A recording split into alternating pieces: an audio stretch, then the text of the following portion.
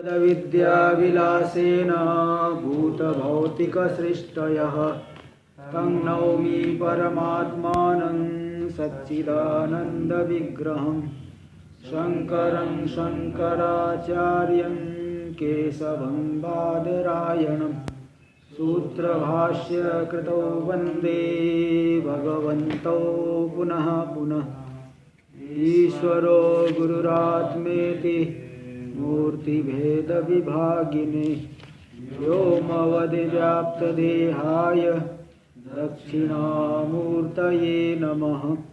ओम शांति शांति शांति।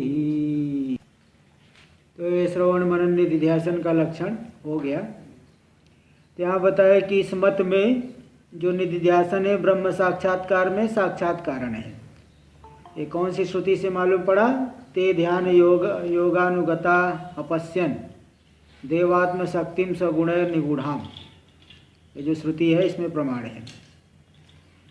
तो ऋषियों ने जो ध्यान योग में अनुगत है, समाधि में है, उन्होंने समाधि में अपने गुणों से ढकी हुई माया देव यानी स्वयं प्रकाशात्मा उसकी आत्मभूत शक्ति को देखा। निधिध्यासनम नाम अनादि दुर्वासन है। अनादि दुर्वासन मतलब अनादि काल से विषयों का अभ्यास किया है, विषयों में सुख दुख का अनुभव किया है ना। तो विषय की इच्छा रहती है, तो विषय की इच्छा होने इस विषयों में मन खींच करके जाएगा, विषय में मन खींचा हुआ चले जाएगा। जैसे कोई शराबी होता है ना, कितना भी वो जो है वो अपने आप पहुंच जाता है, ऐसा बताते हैं, अपने आप शाम के समय वो पहुंच जाएगा। तो उसका वही आदत पड़ी हुई है। ऐसे ही मन ये जो है उसी तरह से है। तो ये विषयों की तरफ खींचा, मनन करके निश्चय कर लिया तत्व का, तो भी पूर्व काल का जो अभ्यास है ना, अभ्यास के बल से विषयों में मन अपना स्वाभाविक रूप से चले जाएगा। इसलिए अनादि दुर्वासनाओं से जो विषयों में खींचा जाने आकृष्यमाण चित्त है, विषयों की तरफ खींचा जा रहा है, उस चित्त को विषयों से अपकृष्य, विषय से हटा करके आत्म विषयक स्थैर्य मतलब आत्मा में स्वरूप में ही स्थिर कर देना। कब तक करोगे? जब तक जब तक स्थिर नहीं हो जाता तब तक करना। तेज वाई हो गया, ऐसा जो मानसो व्यापार हो गया निधिध्यासन। जिस तत्व का हमने निश्चय किया है उसी में ही मन को स्थिर कर देना, ये निधिध्यासन हो गया। तो देखिए, तो निधिध्यासन में कौन हेतु है? मनन हेतु है, क्योंकि जब तक मनन नहीं करोगे तब तक निधिध्यासन होगा ही नहीं। देखो, अकृत मनन से अर्थ दाढ़ भावेन, जिसने मनन नहीं किया है अर्थ दृढ़ होगा ही नहीं, तत्व का निश्चय हुआ ही नहीं। से तद विषय निधिध्यासन योगा, तद विषय निधिध्यासन नहीं हो सकता। और मनन में मनने च श्रवणम हेतु, मनन में श्रवण हेतु है। ये वाचस्पति मत बता रहे हैं ना। मनन में श्रवण हेतु है। क्यों? श्रवणाभावे तात्पर्य निश्चयन, श्रवण नहीं होगा तात्पर्य ज्ञान होगा ही नहीं, और जब तक तात्पर्य ज्ञान नहीं होगा तो शाब्द बोध होगा। शाब्द बोध के प्रति क्या क्या कारण है? आकांक्षा, योग्यता, सन्निधि और तात्पर्य ज्ञान, ये सब कारण होते हैं। आकांक्षा होनी चाहिए, योग्यता होनी चाहिए, आसक्ति, सन्निधि और तात्पर्य ज्ञान। तो जब तक श्रवण नहीं करोगे तो तात्पर्य का निश्चय हुआ ही नहीं, तो शाब्द ज्ञान अभावे तात्पर्य, शाब्द ज्ञान शाब्द बोध के प्रति तात्पर्य निश्चय कारण है, और श्रवण करोगे तभी तात्पर्य का निश्चय होगा। इसलिए श्रुतार्थ विषयक युक्तत्व निश्चयानुकूल मनना योगा, श्रुतार्थ विषयक कि जिस अर्थ का हमने श्रवण किया युक्त है कि नहीं है। श्रवण से आपने शब्द के द्वारा अवधारित हो गया अर्थ, तब यह युक्त है कि नहीं युक्त है, तब ये विचार करोगे। अब जब तक अर्थ का अवधारण हुआ ही नहीं है, यह युक्त है कि नहीं युक्त है, युक्ति संगत है कि नहीं है, ये विचार हो सकता है? नहीं हो सकता। इसलिए शाब्द ज्ञान अभावेन और श्रुतार्थ विषयक युक्तत्व निश्चयानुकूल मनना योगा। श्रुत जो सुना गया, श्रवण किया गया अर्थ, उस अर्थ विषय की युक्तत्व निश्चय के अनुकूल मनन हो नहीं सकता है अगर श्रवण नहीं हुआ है तो। एतानि त्रीण्यपि ज्ञानोत्पत्तौ कारणानि, ये तीनों की तीनों ही ज्ञान के उत्पत्ति में कारण है।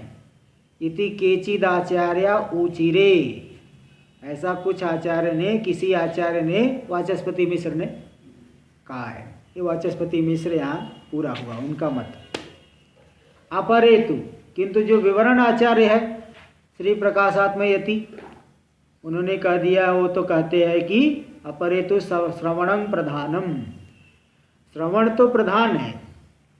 मनन निधिध्यासनयोस्तु श्रवणात् पराचीनयोर श्रवण फल ब्रह्म दर्शन निर्वर्तकतया आराधुपकारकत्वेन अंगत्वम इत्याहु। देखो, श्रवण है प्रधान, क्योंकि किसी भी वस्तु के ज्ञान में प्रमेय के प्रति प्रमाण अव्यवहित होता है। प्रमाण है क्योंकि देखिए प्रमेय है, घट गए देखना, तो चक्षु आपकी ठीक है तो दिखेगा। बीच में कोई व्यवधान है तो व्यवधान तो हटाना पड़ेगा ना। बीच में कोई पर्दा आ गया तो पर्दा आ गया तो भले चक्षु से नहीं दिखे, लेकिन सामने घट रखा है तो आपको आंख से दिखेगा। तो प्रमाण जो है प्रमेय के प्रति प्रधान होता है, प्रमेय के ज्ञान के लिए। व्यवधान है, व्यवधान हटाने के लिए तो अन्य भले मनन और निधिध्यासन। तो ये श्रवण प्रधान हो गया, क्योंकि ये शास्त्र प्रमाण है, शास्त्र विषयक श्रवण करोगे तो प्रधान हुआ। अब मनन निधिध्यासनयोस्तु श्रवणात् पराचीनयो, प्राचीन पराचीन बाद में, श्रवण के बाद में होने वाले जो मनन निधिध्यासन है, उन दोनों में क्या है, उन दोनों में भी श्रवण फल ब्रह्म दर्शन निर्वर्तकतया, श्रवण का फल है ब्रह्म दर्शन, उसके निष्पादक कौन है, मनन और निधिध्यासन। ज़्यादा प्रतिबंध है तो ज़्यादा मनन निधिध्यासन करना पड़ेगा, कम प्रतिबंध है तो कम मनन निधिध्यासन करना पड़ेगा। विवरणकार कहते सीधे श्रवण से अपरोक्ष ज्ञान ही होता है, श्रवण से अपरोक्ष ज्ञान ही होता है, लेकिन वो प्रतिबद्ध रहता है, संशय और विपर्य से प्रतिबद्ध। अब मनन निधिध्यासन करेंगे तो संशय और विपर्य हट जाएगा, फिर वही अपरोक्ष ज्ञान श्रवण से हुआ है। ते मनन निधिध्यासन क्या है, श्रवण के पश्चात होते हैं। श्रवण का फल है ब्रह्म ज्ञान, उसके निष्पादक है, इसलिए निष्पादक रूप से आराध उपकारकत्वेन, आराध उपकारक है। एक तो होता है सन्निपत्य उपकारक, स्वरूप की जो है सिद्धि करेंगे, और आराध उपकारक जो दूर से उपकार है, फल फलापूर्व की सिद्धि करते हैं। इसी प्रकार ये श्रवण का फल ब्रह्म दर्शन के निर्वर्तक है, इसलिए ये लोग आराध उपकारक हो गए। मनन निधि स्वरूपोपकारी अंग नहीं है, आराध उपकारक, फलोपकारी अंग। स्वरूप तो जो है श्रवण कर लिए, स्वरूप तो सिद्ध हो जाएगा, तत्व का निश्चय होगा, ब्रह्म ज्ञान होगा, किंतु वह संशय और विपर्य से क्या है, क्या है, प्रतिबद्ध है। और उस प्रतिबंध को हटाने के लिए मनन और निधिध्यासन। तो अप्रतिबद्ध अपरोक्ष ज्ञान के लिए मनन और निधिध्यासन चाहिए, है ना। श्रवण का फल जो अपरोक्ष ज्ञान, उसमें प्रतिबंध आ गया, तो प्रतिबंध को हटाने के लिए मनन और निधिध्यासन। तो फल के निष्पादक हुए ना, श्रवण का फल, उसके स्वरूप के निष्पादक तो नहीं है, इसलिए आराध उपकारक। साधन चतुष्टय संपन्न हो तो श्रवण से ज्ञान हो जाएगा। हाँ, पूरा अगर उत्तम अधिकारी है तो श्रवण मात्र से ही ज्ञान हो, वहाँ तो मनन निधिध्यासन नहीं।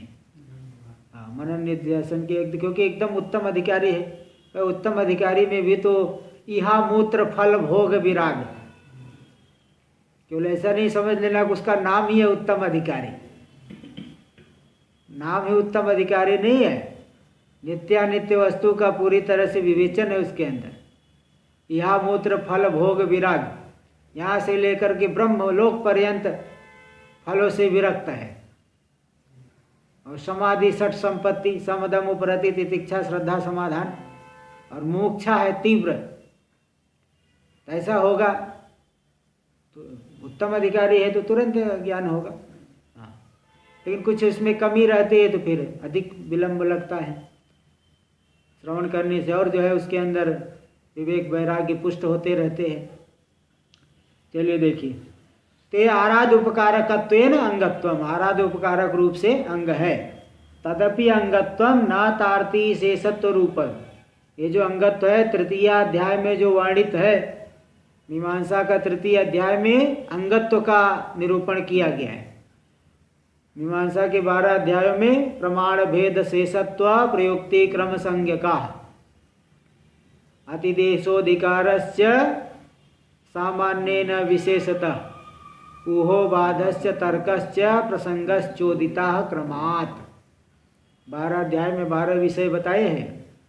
पहले जैसे ब्रह्मसूत्र में 4 अध्याय में, पहले अध्याय में समन्वय, द्वितीय अध्याय में अविरोध, तृतीय अध्याय में साधन साधनाध्याय, चतुर्थ अध्याय फलाध्याय है। तो मीमांसा के भी 12 अध्याय, पहला अध्याय प्रमाण अध्याय, विधि में क्या प्रमाण है इनका निरूपण किया गया है। श्रुति स्मृति ये सब है ना प्रमाण विधि में। भेद, कर्म का भेद, यह कर्म अलग है वो कर्म अलग है, किस हेतु से अलग अलग है, तो कर्म भेद का निरूपण द्वितीय अध्याय में, और तृतीय अध्याय में अंगत्व का ज्ञान, कौन किसका अंग बनेगा, है ना। जैसे यह मंत्र उसका अंग बनेगा, कोई मंत्र, जैसे वो मंत्र आया है इसे त्वायति शाखम छिन्नति, इसे त्वाया मंत्र शाखा छेदन का अंग बनेगा। तो किस प्रमाण से बनेगा, अगर शाखाम पद, देखो 2 प्रकार के पाठ मिलते हैं वेद में, कहीं कहीं शाखाम सुना गया है और कहीं कहीं इसे त्वायति छिन्नति। तो शाखाम जब सुना गया तो अश्रुति प्रमाण से मंत्र का विनियोग हो गया शाखा छेदन में, क्योंकि द्वितीय श्रुति आई ना, शाखा का छेदन करता है किसके द्वारा, इससे त्वा, इस मंत्र के द्वारा। और ऊर्जेत्वा इति अनुमार्ष्टि, ऊर्जेत्वा बोल के उस शाखा को साफ करेगा, दंड को साफ करते हैं। तो ये सब जो है, इसी प्रकार ब्रीहि भीर यजेता यवैर यजेता, तृतीय श्रुति से मालूम पड़ रहा है कि याग का अंग है ब्रीहि, ब्रीहि से पुरोडास बन करके फिर याग बनेगा, याग होगा। ते जो है श्रुति प्रमाण, और 6 प्रमाण उसमें आते हैं अंगत्व के ज्ञान के लिए। श्रुतिलिंग वाक्य प्रकरण स्थान समवाय पारद और बल्यम, हाँ अर्ध भी प्रकर्षा। तो श्रुतिलिंग वाक्य प्रकरण स्थान समाख्या, इन 6 के द्वारा अंगत्व का ज्ञान होता है। तो तृतीय अध्याय में अंगत्व का निरूपण, प्रमाण भेद शेषत्व प्रयुक्ति, चौथे अध्याय में प्रयुक्ति, मतलब कृत्वार्थ प्रयुक्त है कि पुरुषार्थ प्रयुक्त है, कौन सा अंग कृत्वार्थ प्रयुक्त है, कौन सा अंग पुरुषार्थ प्रयुक्त है, क्रतु का उपयोगी है, क्रतु का उपयोगी नहीं है तो भी पुरुषार्थ प्रयुक्त है, पुरुष का अनिष्ट होगा, ऐसा नहीं करेगा तो। ते चतुर्थ अध्याय में। और अतिदेशोधिकारस्य, अतिदेश अधिकार, अतिदेश अध्याय 5वां अध्याय, प्रकृतिवद विकृति कर्तव्या, अतिदेश हो गया ना। अधिकार 6ठ अध्याय सामान्य रूप से अधिकार, और 7वां अध्याय विशेष रूप से अधिकार का निरूपण हुआ है। किस कर्म का अधिकार, सामान्य। ऊहो बाधश्च तर्कच, ऊह अग्नये त्वाम जुष्टम निर्वपामि, सूर्याय त्वाम जुष्टम निर्वपामि, मंत्र है अग्नये त्वाम जुष्टम निर्वपामि। जहाँ अग्नि देवता नहीं सूर्य देवता है तो क्या कल्पना करोगे, सूर्याय, ये थोड़ी कि सूर्य देवता अग्नये त्वाम जुष्टम, एक जगह दे दिए तो वही, अरे बदल दो नाम, वहाँ पे सूर्याय त्वाम जुष्टम निर्वपामि। ऊह बाध, किसी किसी अंग का बाध होता है, हाँ बाध जैसे व्रीहि का तो अवघात करोगे, और सोने की व्रीहि होगी अवघात करेंगे क्या, सोने की व्रीहि का भी प्रयोग होता है कहीं कहीं किसी किसी जगह, तो उसमें थोड़ी छिलका है सोने की व्रीहि, तो छिलका ही नहीं तो अवघात करोगे क्या, इसलिए उसमें छिलका ही भूसी ही नहीं है तो अवघात क्यों करोगे, उसका बाध।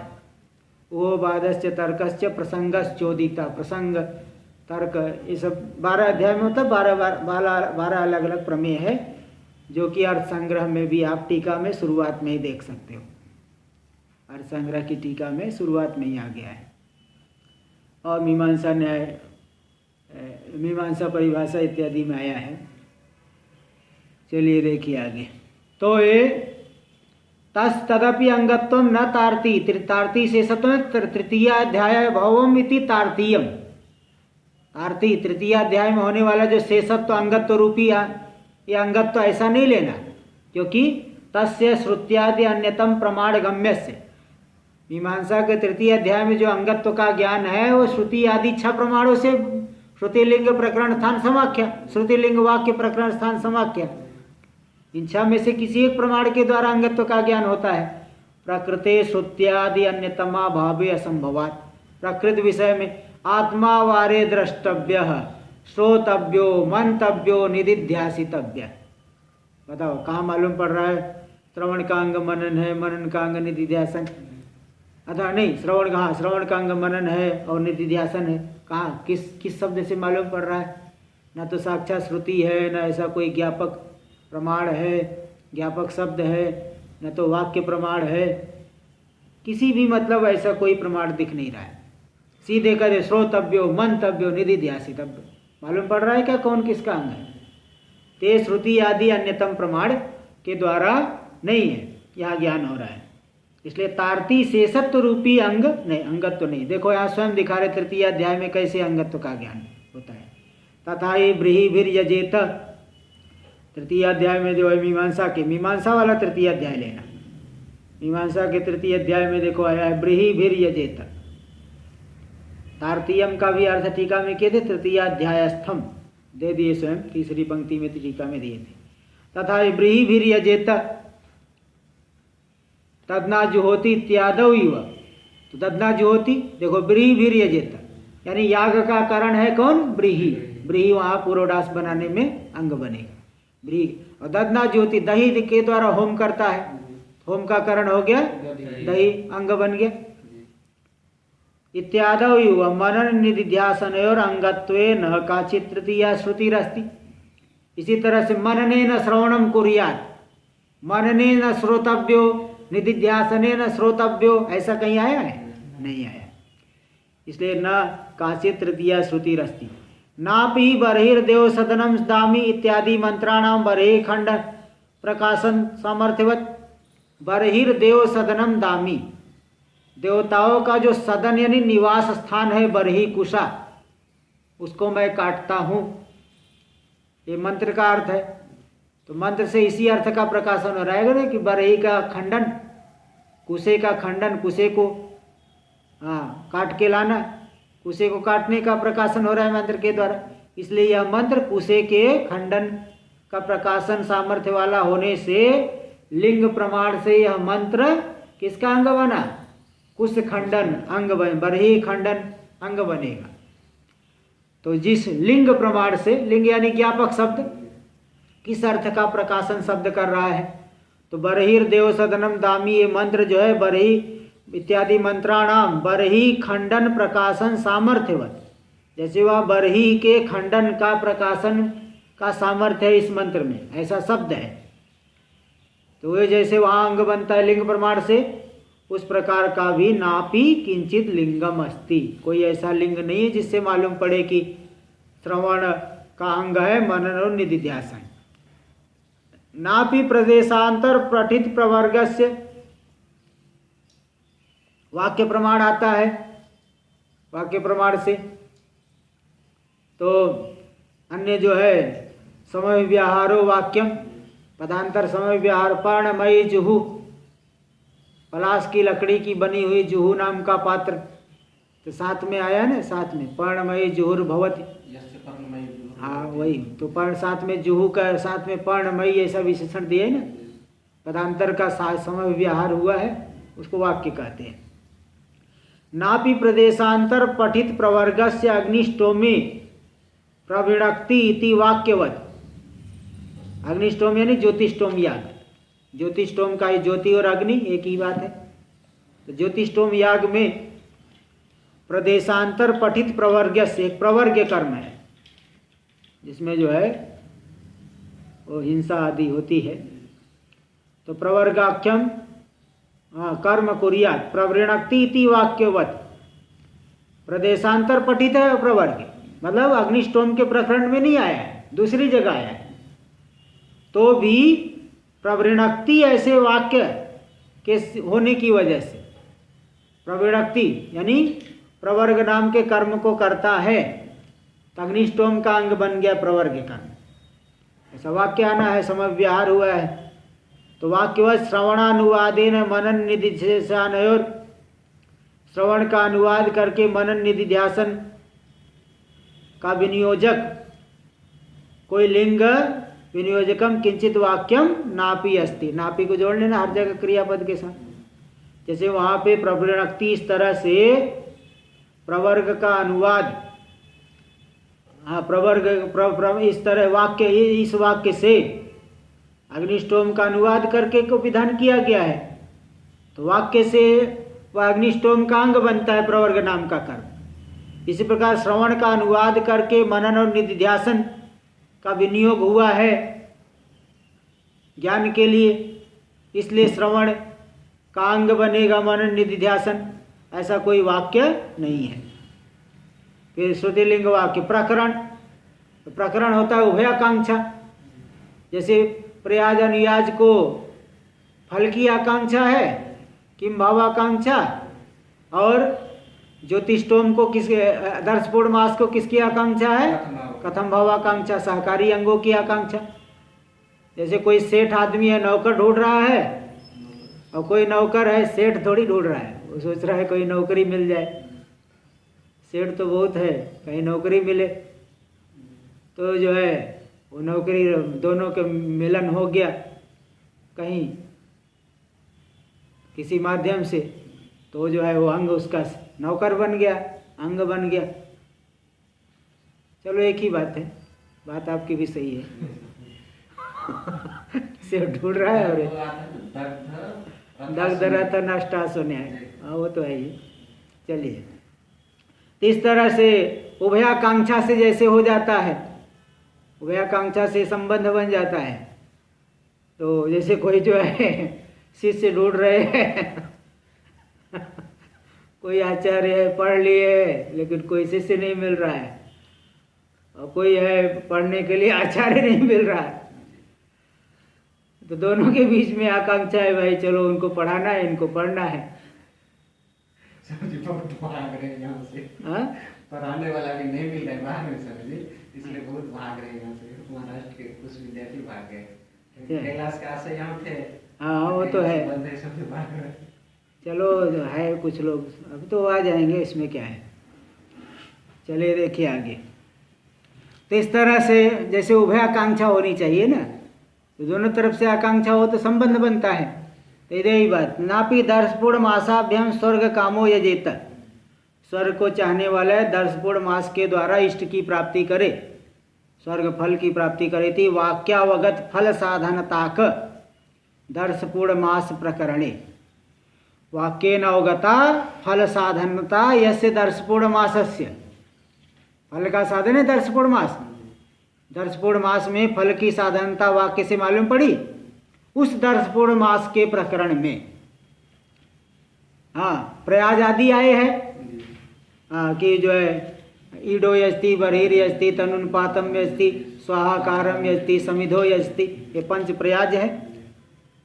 तो ये प्रयाज आदि उसी प्रकरण में आए हैं। तो प्रयाज आदि वाक्य प्रमाण से, प्रयाज आदि किसके वाक्य प्रमाण नहीं, प्रकरण प्रमाण से, क्योंकि प्रयाज आदि को फल की आकांक्षा है और दर्शपूर्ण मासा को सहकारी की आकांक्षा। तो इस तरह से दोनों की जो है संबंध बन जाता है। तो प्रयाज आदि की जैसे दर्शपूर्ण मास प्रकरण में आने से प्रयाज आदि नाम इव फल साधनत्वेन अवगतस्य, फल के साधन रूप से अवगत, इसी प्रकार। तो जैसे हाँ इसी प्रकार जैसे वहाँ दर्शपूर्ण मास के प्रकरण में प्रयाज आदि आए, उसके अंग बने परस्पर उभयाकांक्षा होने से। इसी प्रकार फल साधनत्वेन अवगतस्य श्रवणस्य, फल के साधन रूप से अवगत है श्रवण, उस श्रवण के प्रकरण में मनन निधिध्यासन का आमनान हुआ है? नापी नापी आमनानम। श्रवण का प्रकरण नहीं है, वो तो ज्ञान का प्रकरण है।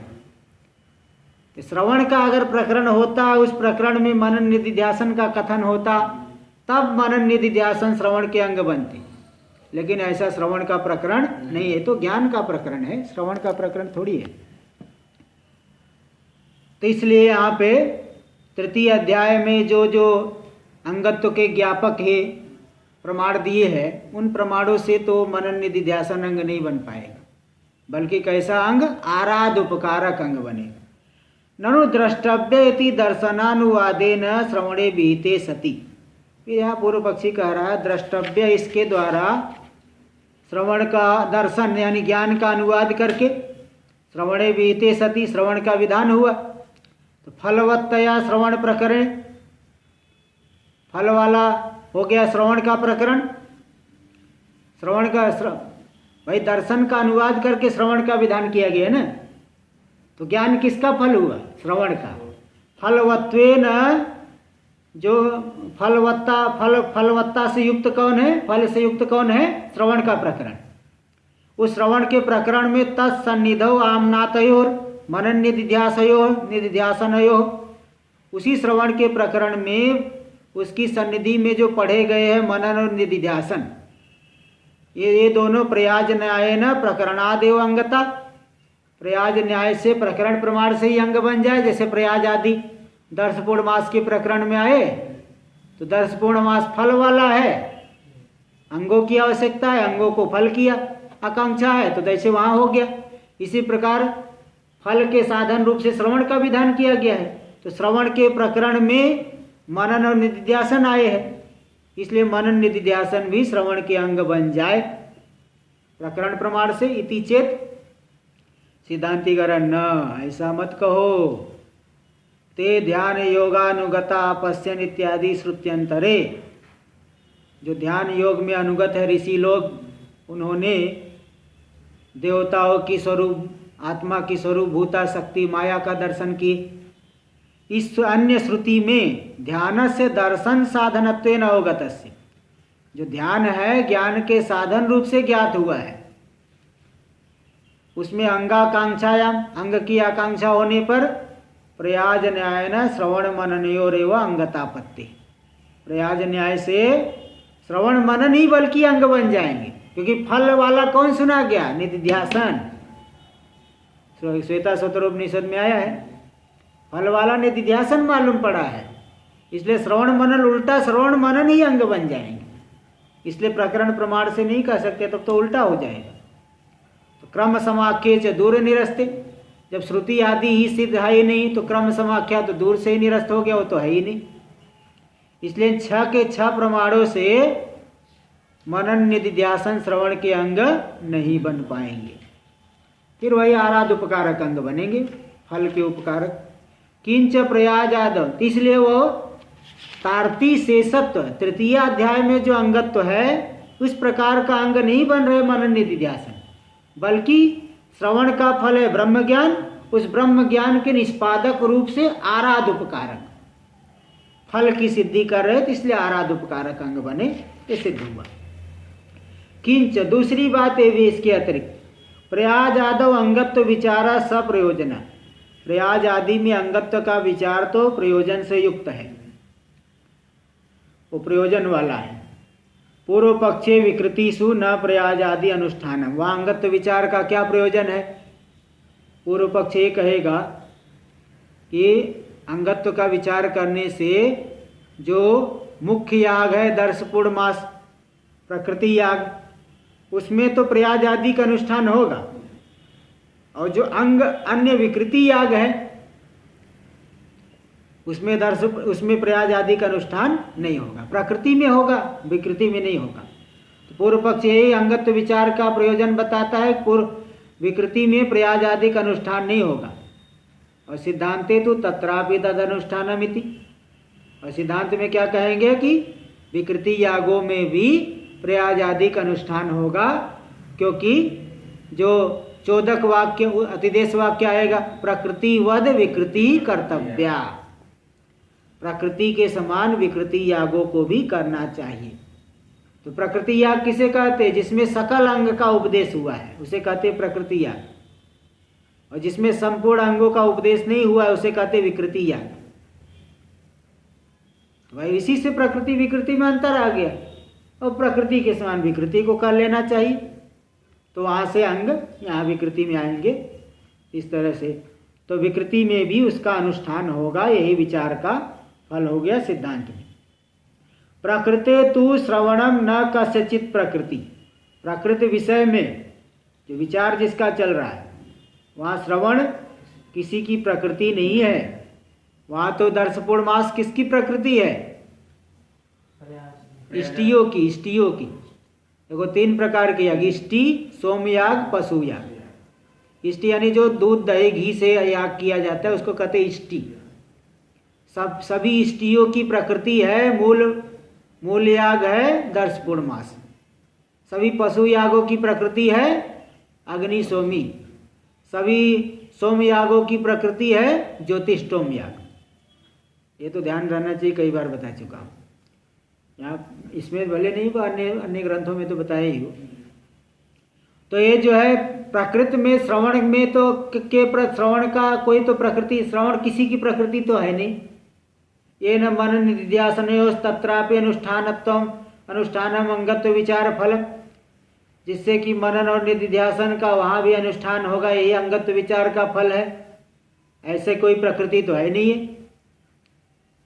तस्मात् न तारती शेषत्व मनन निधिध्यासनयोः हो, इसलिए मनन निधिध्यासन तृतीय अध्याय में जो अंगत्व का निरूपण हुआ है ऐसा अंग नहीं बनेगा। मनन निधिध्यासन श्रवण का ऐसा अंग नहीं बनेगा जो तृतीय अध्याय वाला शेषत्व अंगत्व मनन निधिध्यासन में नहीं है। फिर किस प्रकार का अंग है? किंतु यथा घटादि कार्य मृत पिंडादि नाम प्रधान कारण था। फिर किस प्रकार का? किंतु जैसे घटादि कार्य बनाना हो तो वहाँ पे मृत पिंडादि प्रधान कारण है, उसमें प्रधान मृत पिंडादि में प्रधान कारणता है। चक्रादि नाम सहकारी कारण, जो चक्र है, दंड है, जल है, ये सब सहकारी कारण है। इति प्राधान्य अप्राधान्य व्यपदेश, तो मृत पिंड आदि प्रधान कारण हो गए और चक्रादि अप्रधान कारण हो गए, सहकारी कारण हो गए। इसी प्रकार तथा श्रवण मनन निधिध्यासना नाम अपीति मंतव्यम, श्रवण मनन निधिध्यासन में भी यही मानना चाहिए। तो श्रवण हो गया प्रधान और मनन और निधिध्यासन हो गए अप्रधान।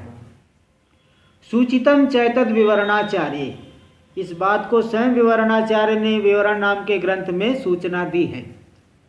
क्या सूचना दी? शक्ति तात्पर्य विशिष्ट शब्दावधारणम प्रमेयावगमम प्रति अव्यवधानेन कारणम भवति।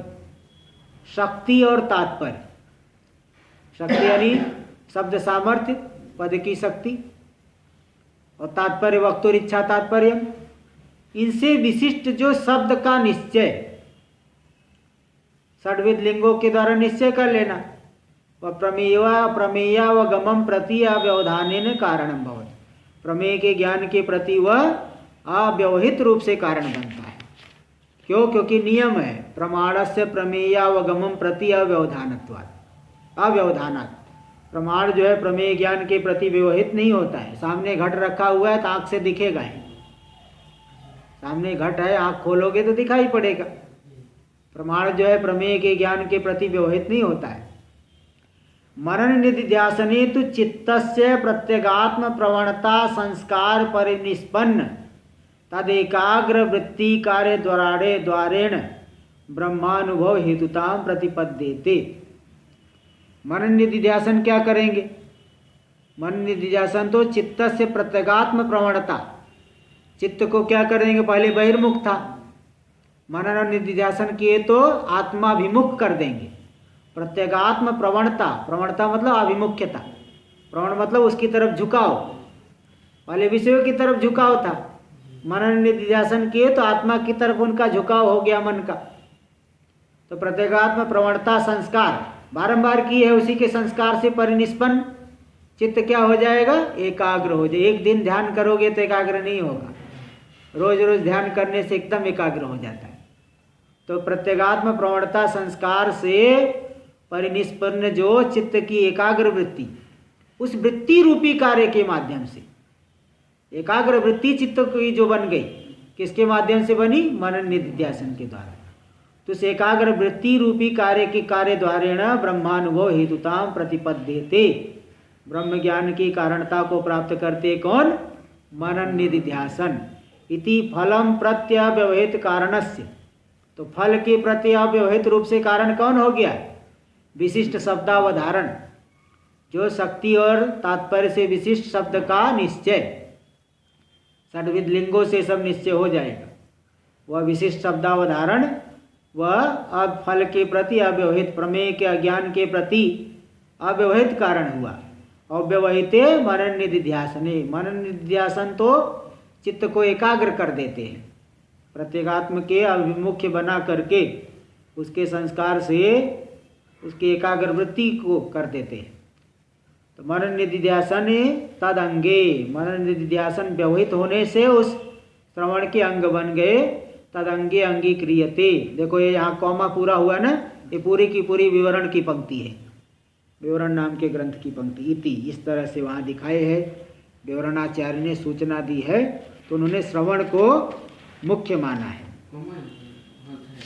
इन्वर्टेड जो दिए है, हाँ वही सूचितम चैतद विवरणाचार्य ही वहाँ से हुआ था, इन्वर्टेड कॉमा था, हाँ वही से यहाँ तक, इतनी पूरे की पूरी विवरण की पंक्ति है।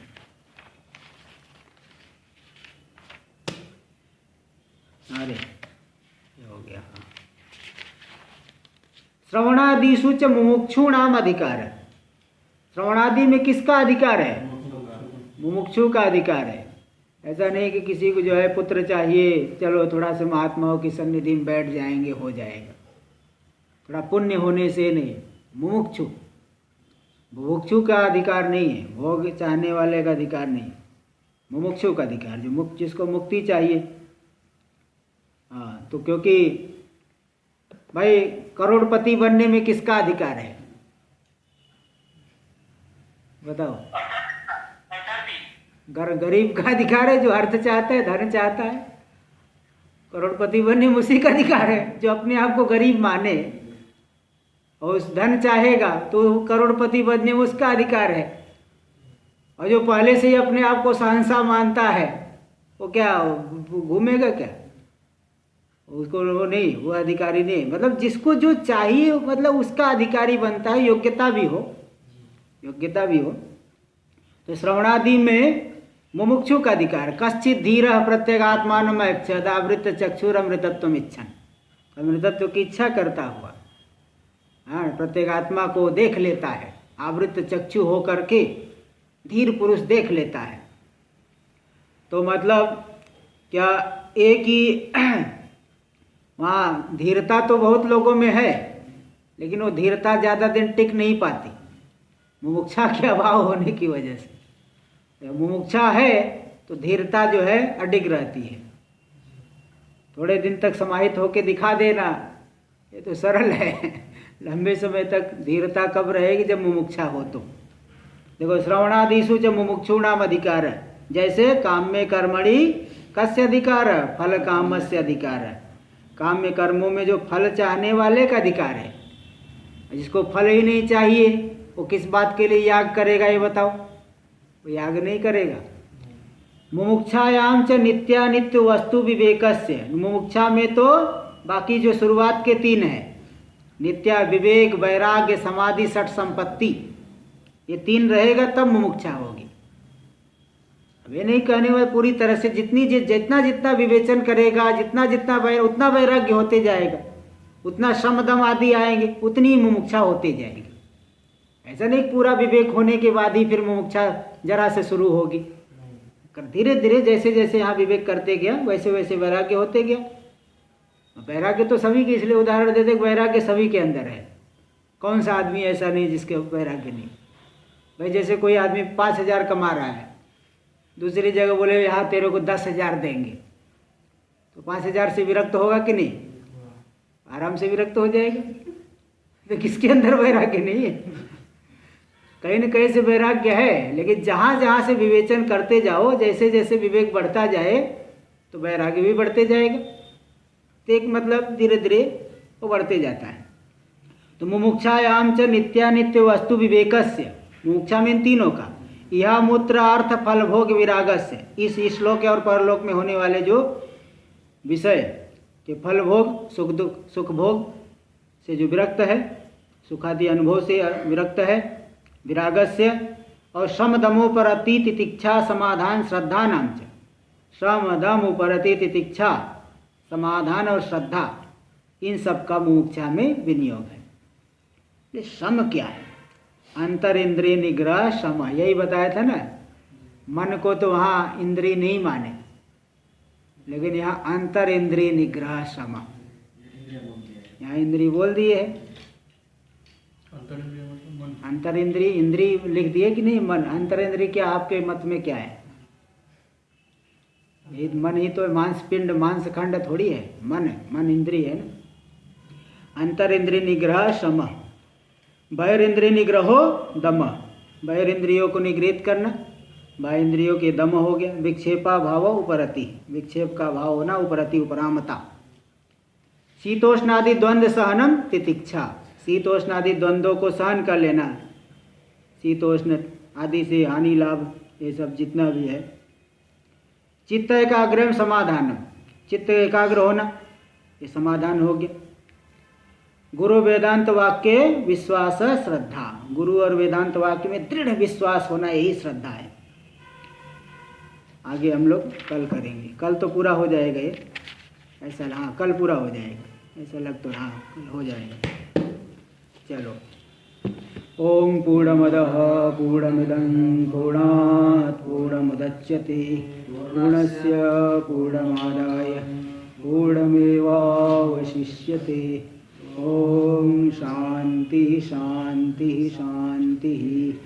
शंकरं शंकराचार्यं केशवं बादरायणं सूत्रभाष्य कृतौ वंदे भगवन्तौ पुनः पुनः।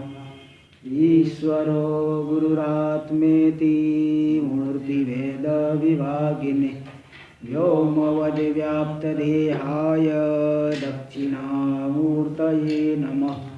ओम शांति शांति शांति।